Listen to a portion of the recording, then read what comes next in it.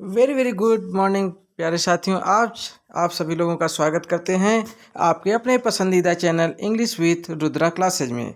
तो आज मैं आप लोगों के लिए करंट अफेयर्स की बेहतरीन क्लास लेकर आया हूं। प्लीज़ वीडियो को स्किप मत करिएगा, पूरा देखिएगा और अच्छे से करंट अफेयर क्वेश्चन को नोट करिएगा।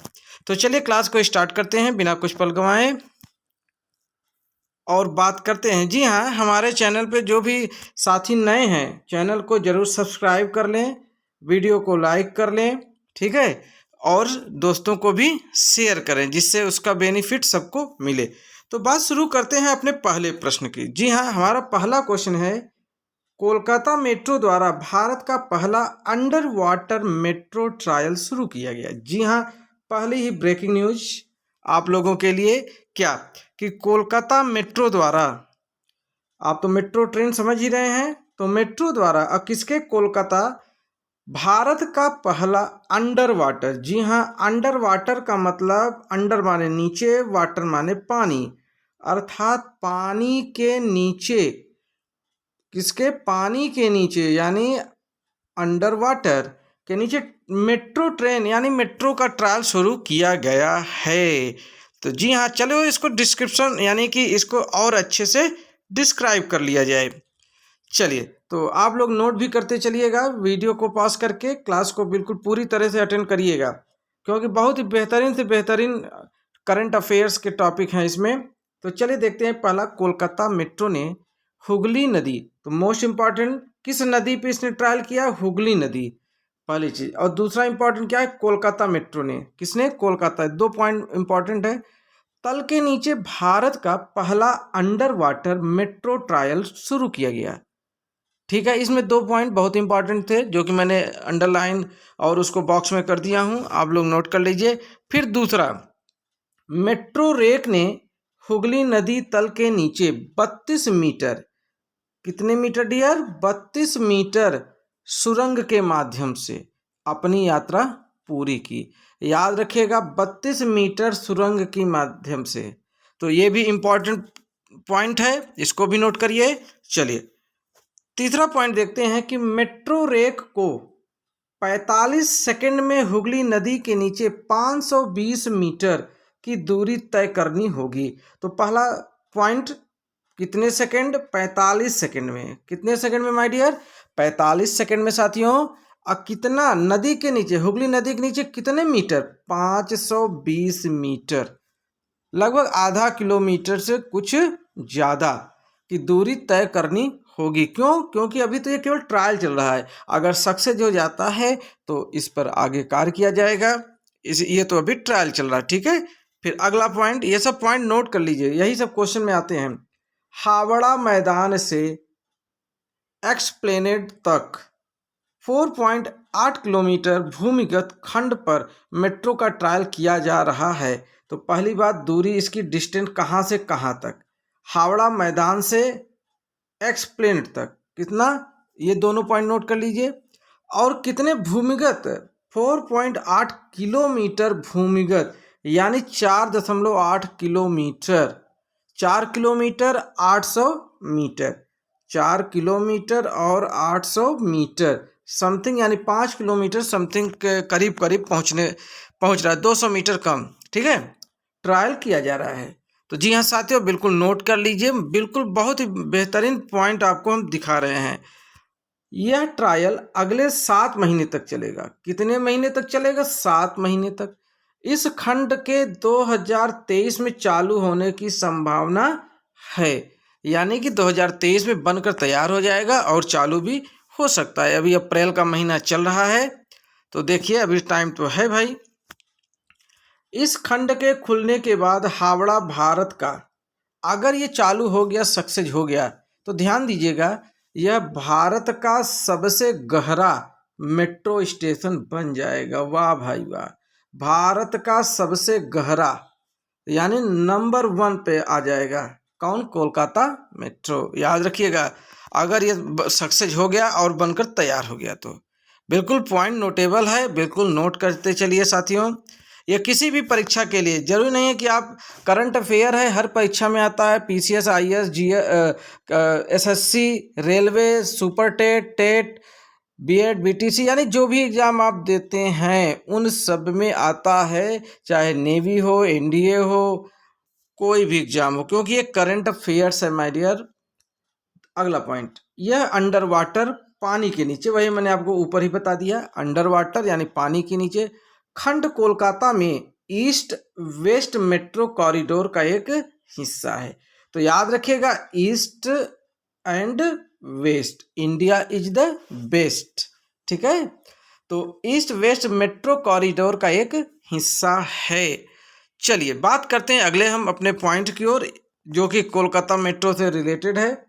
अगला पॉइंट है कि कोलकाता मेट्रो ने अपना संचालन 1984 में शुरू किया। मोस्ट इंपॉर्टेंट पॉइंट नोट करिए। और अब यह पूरे शहर और इसके उपनगरों को कवर करने के लिए फैल रहा है। तो याद रखिएगा, जो मेट्रो, कोलकाता मेट्रो का जो संचालन है वो 1984 से स्टार्ट हो गया था। तो माय डियर, ये जो पॉइंट हमने आप लोगों को नोट कराया है साथियों, ये कोलकाता मेट्रो से रिलेटेड था, तो जिसमें आपने बहुत अच्छे पॉइंट नोट किए हैं। अब हम बात करते हैं अपने नेक्स्ट क्वेश्चन। हमारा नेक्स्ट क्वेश्चन क्या है? हमारा नेक्स्ट क्वेश्चन कह रहा है कि एडीआर, जी हाँ, एडीआर की रिपोर्ट के अनुसार जगनमोहन रेड्डी भारत के सबसे धनी मुख्यमंत्री हैं। जी हाँ, जगनमोहन रेड्डी भारत के सबसे क्या हैं? सबसे धनी मुख्यमंत्री, यानी जितने भी भारत के मुख्यमंत्री हैं उसमें सबसे धनी मुख्यमंत्री कौन है? याद रख लीजिए, जगनमोहन रेड्डी। और ये कहाँ के मुख्यमंत्री हैं? जान लीजिए, एपी यानी आंध्र प्रदेश। कहाँ के साथियों? आंध्र प्रदेश। तो याद रखिएगा। और दूसरा पॉइंट नोट कर लीजिएगा, एडीआर का फुल फॉर्म, एडीआर का full form association for democratic reforms. क्या होता है? यहाँ पे नीचे मैं आपको बता भी दूंगा, ये देखिए यहाँ पे है भी, एसोसिएशन फॉर डेमोक्रेटिक रिफॉर्म्स। जी हाँ, ये बिल्कुल याद कर लीजिए, नोट कर लीजिए। और इसी ने रिपोर्ट तैयार किया पूरे मुख्यमंत्रियों के धन के, पैसे के, ठीक है, कि कौन मुख्यमंत्री के पास कितना पैसा है। तो उसमें जो आंध्र प्रदेश के मुख्यमंत्री जगनमोहन रेड्डी साहब हैं, ये सबसे धनी मुख्यमंत्री घोषित किए गए। किसके रिपोर्ट के अनुसार? एडीआर की रिपोर्ट के अनुसार। ठीक है, चलिए आगे बढ़ते हैं अपने अगले पॉइंट में। अब बात करते हैं कि association for democratic reforms ADR की रिपोर्ट के अनुसार भारत में कुल 29 मुख्यमंत्री करोड़पति हैं, जिनकी औसत संपत्ति 33.96 करोड़ है। कितनी है? 33.96 करोड़। यानी इतनी संपत्ति जो है शो किया गया है। अंदर कितनी है वो पता नहीं, लेकिन इतना उन लोगों ने शो किया है, दिखाया है कि हमारे पास इतने करोड़ की संपत्ति है। ठीक है, और औसत की बात हो रही माय डियर, 29 मुख्यमंत्रियों के औसत की। तो चलिए अगले पॉइंट की ओर आगे बढ़ते हैं। हमारा अगला पॉइंट क्या कहता है? अगला पॉइंट ये कहता है कि आंध्र प्रदेश के मुख्यमंत्री जगनमोहन रेड्डी भारत के सबसे धनवान मुख्यमंत्री हैं, सबसे अधिक पैसे वाले मुख्यमंत्री हैं। ठीक है, मुख्यमंत्रियों में बात हो रही है, ये नहीं पूछा जा रहा है कि सबसे अधिक धनी व्यक्ति कौन है। धनी व्यक्ति की बात नहीं हो रही है, मुख्यमंत्री में धनी कौन है उसकी बात हो रही है। अगला पॉइंट है अरुणाचल प्रदेश के पेमा खाड़ू। क्या? पेमा खाड़ू 163 करोड़ से अधिक, यानी कितना? 163 करोड़ से अधिक। और ओडिशा के नवीन पटनायक 63 करोड़ से अधिक, दूसरे और तीसरे स्थान पे है। तो आपने देखा कि पहले नंबर पर आंध्र प्रदेश के मुख्यमंत्री रेड्डी साहब, दूसरे पे अरुणाचल प्रदेश के मुख्यमंत्री पेमा खांडू, और तीसरे नंबर पे धनी मुख्यमंत्री में ओडिशा के मुख्यमंत्री नवीन पटनायक। ठीक है, और इनके पैसों की बात किया जाए तो इनके पैसे, पेमा खांडू साहब के पास 163 करोड़ से अधिक पैसा है, और नवीन पटनायक जी के पास 63 करोड़ से अधिक पैसा है। और ये किस स्थान पे है? तीसरे स्थान पे हैं। ठीक है, बात करते हैं अपने अगले। पश्चिम बंगाल की सीएम ममता बनर्जी 15 लाख रुपए की कुल संपत्ति के साथ अंतिम स्थान पर हैं। तो अगर लास्ट पोजीशन की बात किया जाए तो जो पश्चिम बंगाल की मुख्यमंत्री ममता बनर्जी जी हैं, और इनके बारे में एक चीज़ और हम बता दें कि पूरे भारत में महिला मुख्यमंत्री केवल यही हैं जिसमें 15 लाख, इसमें 15 लाख रुपए इनके पास है, संपत्ति है, और ये सबसे अंतिम स्थान पे हैं। तो क्वेश्चन में पहले स्थान पे जगनमोहन रेड्डी साहब नंबर 1, और आखिरी पोजीशन पे यानी लास्ट में कौन है? ममता बनर्जी जी हैं, जो कि पश्चिम बंगाल की मुख्यमंत्री है, और इनके पास 15 लाख रुपए मात्र है, ऐसा इन्होंने शो किया है। ठीक है, सबसे कम घोषित संपत्ति वाले मुख्यमंत्रियों में केरल के पिनाराई विजयन 1 करोड़ से अधिक, और हरियाणा के मनोहर लाल 1 करोड़ से अधिक भी शामिल हैं। यानी कि ये लोग भी सबसे कम अपनी संपत्ति को घोषित किया, जैसा कि ममता बनर्जी जी ने किया। उन्होंने मात्र 15 लाख रुपए घोषित किया, और केरल के जो मुख्यमंत्री हैं पिनाराई विजयन, इन्होंने मात्र 1 करोड़, और हरियाणा के जो मुख्यमंत्री हैं मनोहर लाल, इन्होंने भी मात्र 1 करोड़ ही अपने संपत्ति को दिखाया है। ठीक है, ये सबसे कम वाले हैं, याद रखिएगा। अंदर ही अंदर क्या है पता नहीं, लेकिन ये सबसे कम है। अगला पॉइंट है बिहार के मुख्यमंत्री नीतीश कुमार और दिल्ली के अरविंद केजरीवाल के पास 3 करोड़ से ज़्यादा, यानी ये 2 मुख्यमंत्री ऐसे हैं जिनके पास 3 करोड़। कौन कौन? नीतीश कुमार जी और अरविंद केजरीवाल, इनके पास भी 3 करोड़ से अधिक, और इनके पास भी 3 करोड़ से अधिक संपत्ति है, ऐसा इन्होंने शो किया है। ठीक है, अगला, यह रिपोर्ट राज्यों और केंद्र शासित प्रदेशों के सभी 30 वर्तमान मुख्यमंत्रियों के स्वशपथ चुनावी हलफनामों पर आधारित है। मतलब ये अगर किसी ने पूछा कि ये आखिर में पता कैसे चला, तो जब इलेक्शन होता है तो वहाँ पे जो रिपोर्ट तैयार की जाती है कि कितने हैसियत, यानी कि जितने भी कैंडिडेट इलेक्शन में खड़े हैं उनमें से कितने कैंडिडेट के पास कितनी हैसियत है, कितनी धन संपदा है, ये उनको हलफनामे पे लिखना पड़ता है, शो करना पड़ता है। तो उसी के अनुसार यह जो है तैयार किया गया है ग्राफ। फिर बात करते हैं एडीआर रिपोर्ट के अनुसार।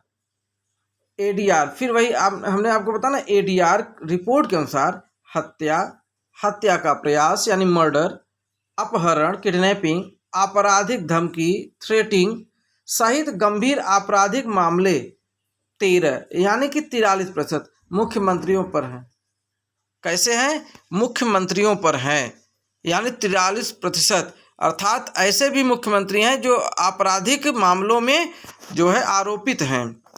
वर्तमान में केवल एक महिला मुख्यमंत्री हैं जो कि ममता बनर्जी जी, जो कि मैंने ऊपर ही आपको नोट करा दिया था। चलिए फिर अगला क्वेश्चन, ये तो हमारे हो गए धन से रिलेटेड, जो मुख्यमंत्रियों के पास धन संपदा। अब बात करते हैं अपने अगले प्रश्न की कि क्या है तेलंगाना के मुख्यमंत्री द्वारा। जी हाँ, जो तेलंगाना राज्य के मुख्यमंत्री हैं उन्होंने 125 फुट ऊंची अंबेडकर जी की प्रतिमा का अनावरण किया, अर्थात उन्होंने 125 फुट ऊंची अंबेडकर जी, भीमराव अंबेडकर जी की मूर्ति का अनावरण किया। चलिए तो बात करते हैं इनके पॉइंट की। पॉइंट नंबर 1, तेलंगाना के मुख्यमंत्री। पहली बात तो तेलंगाना के मुख्यमंत्री का नाम जान लीजिए, चंद्रशेखर राव। ये प्रथम मुख्यमंत्री भी हैं तेलंगाना के। द्वारा BR अंबेडकर की भारत की सबसे ऊंची प्रतिमा का अनावरण किया गया। तो याद रखिएगा किसकी मूर्ति का इन्होंने अनावरण किया, तो भीमराव अंबेडकर यानी बाबा साहब अंबेडकर के प्रतिमा का, और उसकी ऊंचाई कितनी थी? 125 फीट, याद रखिएगा। ठीक है, चलिए बात करते हैं अपने नेक्स्ट पॉइंट, नोट करते चलेंगे तभी अच्छा है आप लोगों के लिए।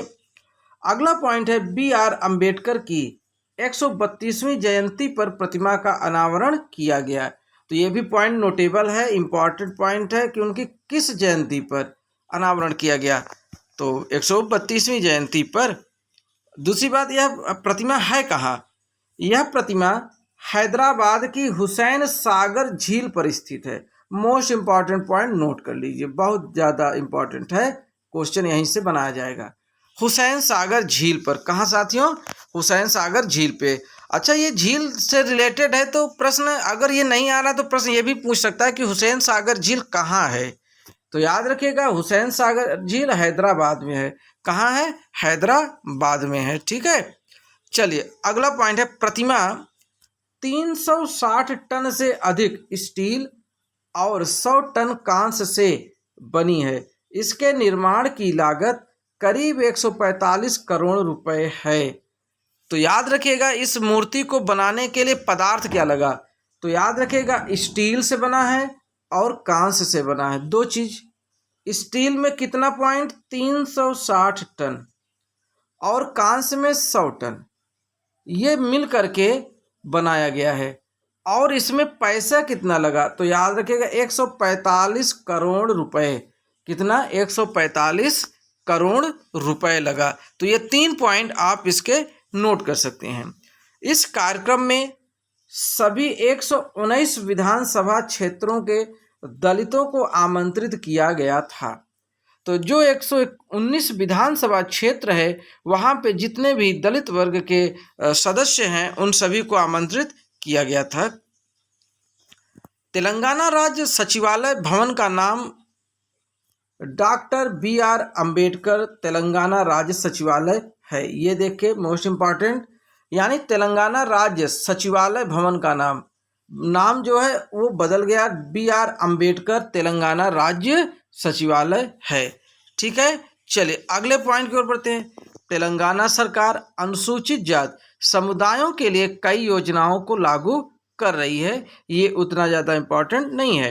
अनुसूचित जाति के लोगों के उत्थान के लिए 16 अगस्त 2021 को तेलंगाना दलित बंधु योजना भी शुरू की गई। याद रखिएगा, बहुत मोस्ट इम्पॉर्टेंट पॉइंट, योजना है। योजना क्वेश्चन बहुत इंपॉर्टेंट बन जाता है। पहली बात, योजना कौन सी योजना? तेलंगाना दलित बंधु योजना। इसको किस राज्य ने शुरू किया? तो याद रखिएगा, तेलंगाना, यहाँ पे नाम भी लिखा है तो ये तो जान जाओगे, लेकिन कब? तो 16 अगस्त 2021 को।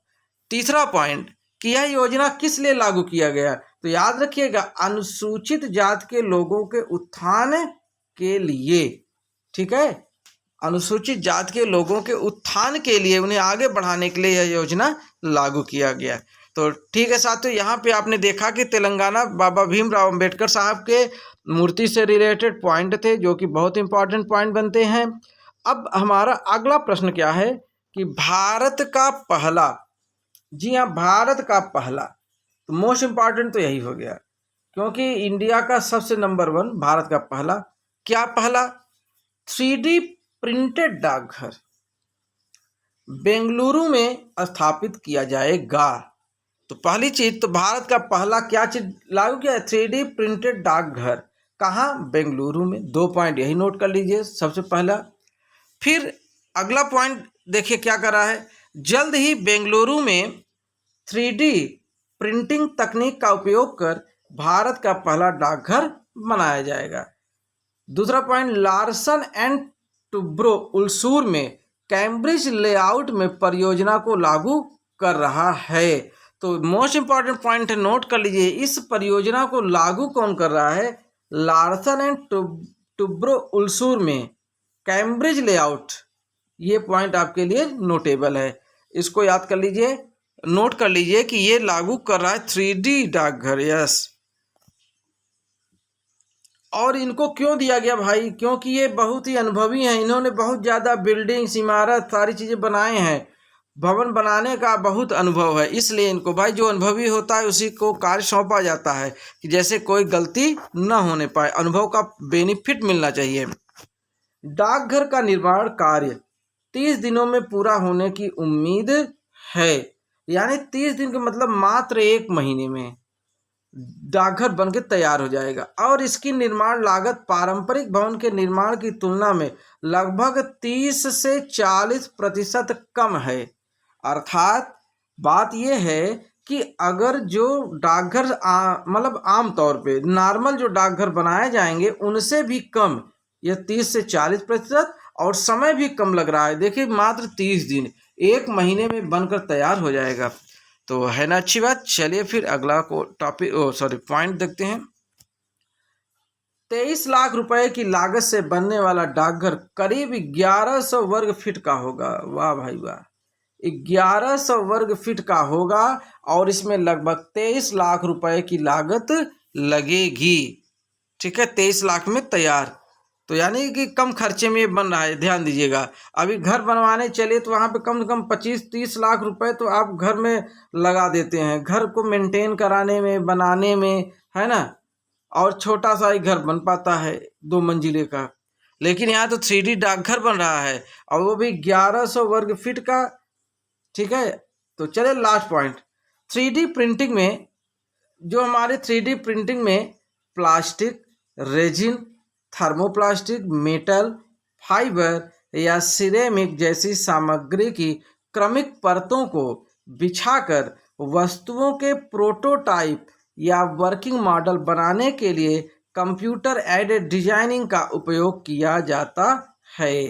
तो ये पॉइंट उतना ज़्यादा इम्पोर्टेंट नहीं है, लेकिन फिलहाल अगर आप चाहें तो इसको नोट कर सकते हैं। ठीक है, तो चलिए खैर देखते हैं अगला पॉइंट है कि नहीं हमारे आज के। तो साथियों यहाँ पे जो है आज की क्लास समाप्त होती है। पुनः अगले क्लास में पुनः मुलाकात होती है और नए चैप्टर, नए टॉपिक के साथ और नए जोश और नए उत्साह के साथ। ठीक है, तो बिल्कुल बस इसी तरह अपने बेशकीमती समय को हमारे साथ जोड़े रहिए, अपने आप को भी जोड़े रहिए। ठीक है, तो आज की क्लास को समाप्त करते हैं साथियों। जय हिंद, जय भारत।